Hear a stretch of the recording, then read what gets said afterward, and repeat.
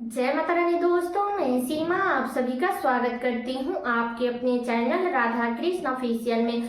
उम्मीद करती हूँ आप लोग बहुत ही अच्छे होंगे। तो ये बताने के लिए कमेंट बॉक्स में जय माता दी जरूर लिखिएगा। तो चलिए दोस्तों, आज हम इस वीडियो में जानेंगे कि साल 2025 में चैत्र पूर्णिमा कब है, पूर्णिमा तिथि कब से शुरू हो रही है, कब समाप्त हो रही है, स्नान दान कब है, हनुमान जयंती कब है, पूर्णिमा के दिन हमें क्या करना चाहिए, क्या नहीं करना चाहिए, इसी प्रकार के बहुत सारी महत्वपूर्ण बातें आज हम इस वीडियो में जानेंगे। तो आप लोग वीडियो के लास्ट तक बने रहिएगा। आप लोगों को चैत्र पूर्णिमा से लेकर के सभी महत्वपूर्ण बातें जानने को मिलेगा। तो चलिए वीडियो को शुरू करते हैं और जान लेते हैं सभी महत्वपूर्ण बातें।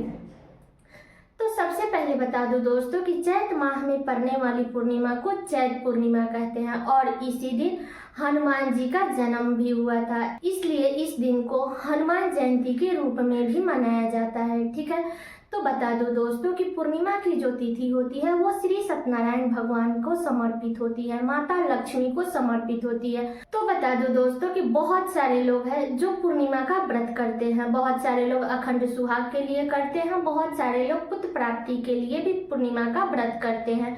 ठीक है, तो जो लोग भी पूर्णिमा का व्रत करते हैं वो लोग अपना पूर्णिमा का व्रत कर लेंगे। और बता दो दोस्तों कि पूर्णिमा चैत्र पूर्णिमा से ही बहुत सारे लोग हैं जो बैसाख का स्नान करना शुरू करते हैं, तो वो लोग चैत्र पूर्णिमा से ही स्नान करना शुरू करेंगे। ठीक है, तो चैत्र पूर्णिमा के दिन हनुमान जी की पूजा विधि विधान से कर लीजिएगा। हनुमान जी को लड्डू का भोग लगाइएगा या आप चाहे तो केले का भोग लगा दीजिए, गुड़ का भोग लगा दीजिए। और हनुमान जी के साथ में हमें राम जी की भी पूजा जरूर करनी चाहिए, क्योंकि राम जी जब प्रसन्न होते हैं तभी हनुमान जी प्रसन्न होते हैं। इसलिए पूर्णिमा के दिन अब की बार हनुमान जी की भी पूजा आप लोग जरूर कीजिएगा। ठीक है, अब चलिए जान लेते हैं कि पूर्णिमा तिथि कब से शुरू हो रही है और कब समाप्त हो रही है। तो बता दो कि पूर्णिमा तिथि शुरू होगा 12 अप्रैल को, दिन है शनिवार। ठीक है, सुबह में 3:22 पर पूर्णिमा तिथि शुरू हो जाएगा और पूर्णिमा तिथि समाप्त होगा 13 अप्रैल को, दिन है रविवार। सुबह में 5:52 पर पूर्णिमा तिथि समाप्त हो जाएगा। ठीक है, इसलिए अब की बार साल 2025 में चैत्र पूर्णिमा का व्रत, स्नान दान और हनुमान जयंती ये सारे कार्य हमें 12 अप्रैल को करना है, दिन है शनिवार। ठीक है, तो बड़े ही अच्छे दिन है, हनुमान जी का दिन पड़ा है। आगे हम स्नान दान का शुभ मुहूर्त भी जानेंगे। ठीक है, अब चलिए जान लेते हैं कि पूर्णिमा के दिन हमें क्या करना चाहिए और क्या नहीं करनी चाहिए। तो सबसे पहले बता दूं दोस्तों कि पूर्णिमा और अमावस्या तिथि अपने आप में बड़ा ही महान तिथि होती है। ठीक है, तो इस दिन हमें दान पुण्य जरूर करनी चाहिए। बता दो कि अमावस्या और पूर्णिमा के दिन पीपल वृक्ष की भी पूजा जरूर करनी चाहिए। और अब की बार पूर्णिमा तिथि शनिवार के दिन पड़ा है, जो कि हनुमान जी का भी दिन है, उस दिन हनुमान जयंती भी है और शनिवार के दिन पीपल वृक्ष की भी पूजा की जाती है।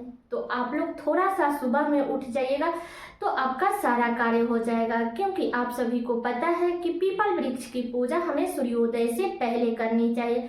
इसलिए आप लोग 12 अप्रैल दिन शनिवार को आप लोग सुबह में जल्दी उठ जाइएगा। उठ करके अपने घर के अच्छे से साफ सफाई कर लीजिएगा। इसके बाद में अगर आपके आसपास में नदी सरोवर है तो वहाँ पे जा करके आप लोग स्नान जरूर कीजिएगा। अगर आसपास में नदी सरोवर नहीं है तो आप अपने घर के जल में गंगा जल मिला करके आप लोग स्नान कर सकते हैं। अगर गंगा जल भी नहीं है तो आप लोग साधारण जल से भी स्नान कर सकते हैं। ठीक है, बता दो दोस्तों कि पूर्णिमा के दिन हमें बाल से स्नान नहीं करनी चाहिए। जो भी लोग नदी सरोवर में स्नान करने जाएंगे तो वो लोग बाल से स्नान कर सकते हैं, लेकिन बाल में आप लोग शैम्पू साबुन ये सब मत लगाइएगा। ठीक है, आप लोग नदी सरोवर में ऐसे स्नान कर सकते हैं। अगर आप घर में स्नान कर रहे हैं तो कोशिश कीजिएगा कि बाल से स्नान ना करें और साबुन शैम्पू भी ना लगाएं। ठीक है, नदी सरोवर में जो लोग भी स्नान करने जा रहे हैं वो लोग बाल से स्नान कर लेंगे, लेकिन साबुन शैम्पू नहीं लगाएंगे।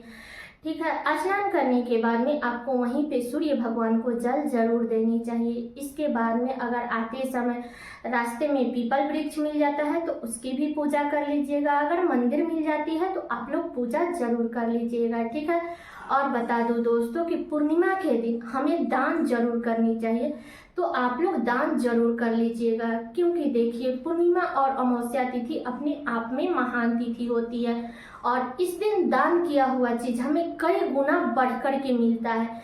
इसलिए हमें पूर्णिमा और अमावस्या के दिन दान जरूर करनी चाहिए, ठीक है।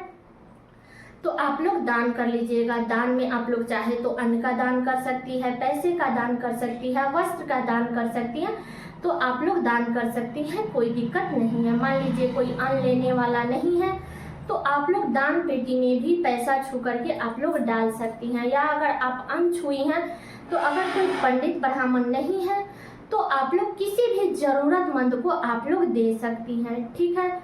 बहुत सारे लोग हैं जो श्री सत्यनारायण भगवान की कथा भी कहलवाते हैं पूर्णिमा के दिन, तो जो लोग भी पूर्णिमा के दिन कथा कहलवाना चाहते हैं तो वो लोग 12 अप्रैल को ही कहलवाएंगे, ठीक है, क्योंकि सारे कार्य हमें 12 अप्रैल को ही करना है।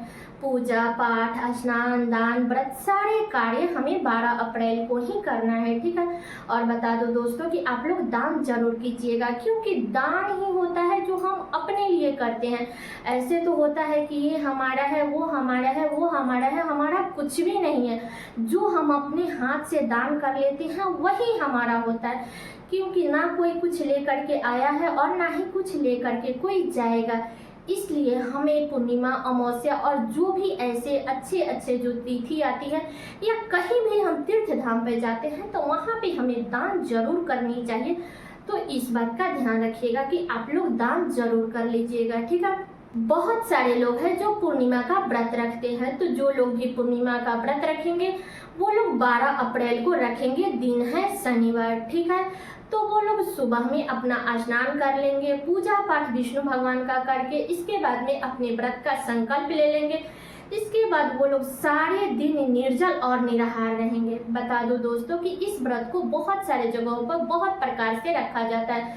बहुत सारे जगहों पे फलाहार करके भी रखा जाता है, बहुत सारे जगहों पे निर्जल रखा जाता है, लेकिन हमारे यहाँ पूर्णिमा का जो व्रत है वो निर्जल ही रखा जाता है। तो सारे दिन निर्जल रहते हैं, फिर शाम के समय में स्नान करके अच्छे से सज संवर करके इसके बाद में हम विष्णु भगवान की पूजा करते हैं, चंद्रदेव को अर्घ्य देते हैं, इसके बाद में हम व्रत खोलते हैं, ठीक है। तो बता दो दोस्तों कि बहुत सारे लोग हैं जो मीठा भोजन करके व्रत खोलते हैं, खीर, पूरी, हलवा ये सब खा करके व्रत खोलते हैं। बहुत सारे लोग फलाहार करके व्रत खोलते हैं। तो आपके यहाँ जैसे होता है वैसे ही कीजिएगा, लेकिन आपको नमक और लहसुन और प्याज ये सब का सेवन करके आपको व्रत नहीं खोलना है, इस बात का ध्यान रखिएगा। आप लोग अगले दिन 13 अप्रैल दिन रविवार के दिन आप लोग व्रत का पारण कीजिएगा, ठीक है। पूर्णिमा के दिन आप लोग मीठा भोजन करके ही अपना व्रत खोलिएगा, ठीक है। तो ये भी बातें क्लियर हो गए। बता दो दोस्तों कि पूर्णिमा के दिन हमें अपने घर में खीर जरूर बनानी चाहिए। खीर बना करके भगवान को भोग लगानी चाहिए। इसके बाद में सभी परिवार को उस प्रसाद को ग्रहण करनी चाहिए। बता दूं कि पूर्णिमा के दिन हमें मांस, मदिरा ये सब का सेवन नहीं करनी चाहिए, क्योंकि पूर्णिमा, अमावस्या और एकादशी का ये जो महीने में जो 3 तिथियां आती है ना, वो बड़ा ही महान तिथि होती है।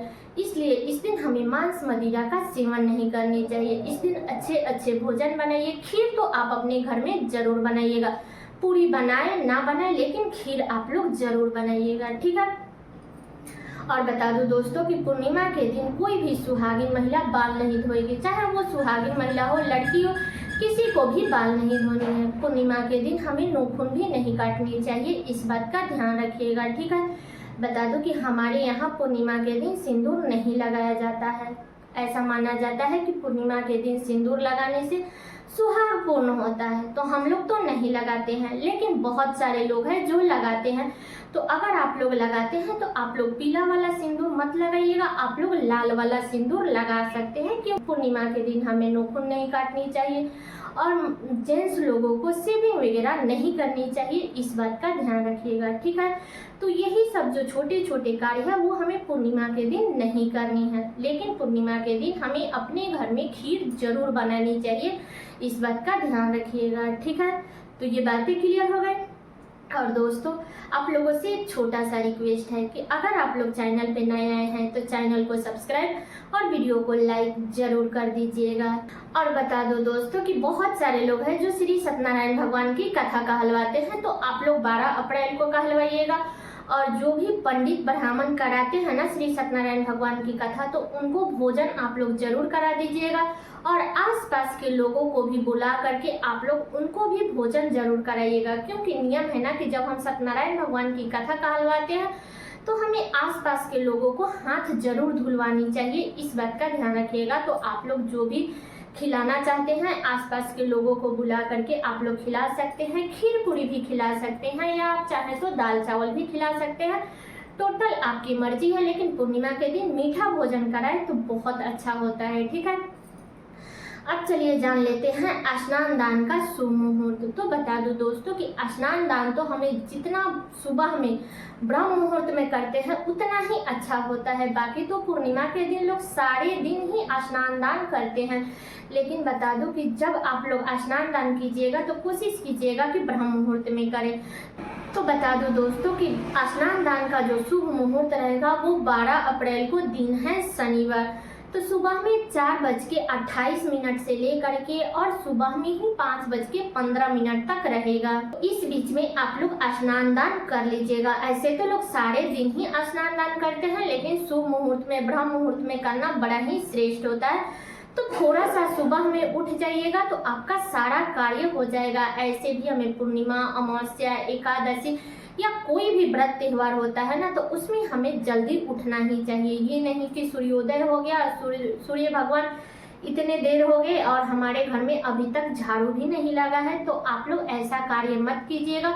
कोई भी व्रत त्योहार हो उसमें हमें सुबह में ही उठनी चाहिए। ठीक है, तो आप लोग थोड़ा सा जल्दी उठ जाइएगा तो आपका सारा कार्य हो जाएगा। ठीक है, जो लोग भी व्रत करते हैं तो इस दिन वो लोग चंद्रदेव को अर्घ्य देंगे। तो चंद्रोदय का जो समय रहेगा वो 12 अप्रैल को शाम में 6:18 पर चंद्रोदय होगा। ठीक है, तो इसी समय के बाद आप लोग चंद्रदेव को अर्घ्य दे करके इसके बाद में आप अपना व्रत खोल लीजिएगा। ठीक है, तो सारी बातें क्लियर हो गई चैत पूर्णिमा से संबंधित। तो उम्मीद करती हूँ कि आप लोगों के लिए वीडियो बहुत ही उपयोगी होगा। तो ये वीडियो मेरा यहीं तक का था। कैसा लगा ये वीडियो आप लोग कमेंट करके जरूर बताइएगा। चैनल पे नए आए हैं तो सब्सक्राइब कर दीजिएगा, वीडियो को लाइक कर दीजिएगा और वीडियो को शेयर कर दीजिएगा, ताकि हर किसी को चैत पूर्णिमा से संबंधित सभी महत्वपूर्ण बातें जानने को मिल सके। तो चलिए दोस्तों, मिलती हूँ अगले वीडियो में किसी नए वीडियो के साथ में। तब तक के लिए नमस्कार।